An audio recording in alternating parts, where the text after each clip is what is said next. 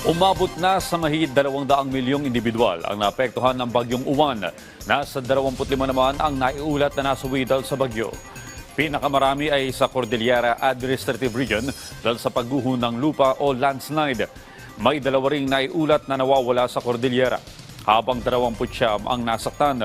Gayunman, binigyan diin ng Office of the Civil Defense na malaki ang naitulong ng preemptive evacuation kaya naging mababa ang bilang ng mga casualties kumpara sa Bagyong Tino na umabot sa mahigit 200.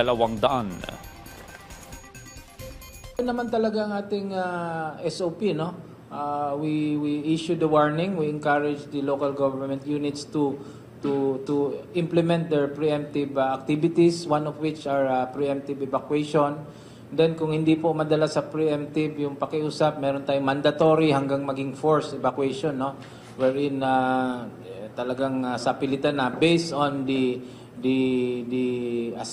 assessment prior to impact.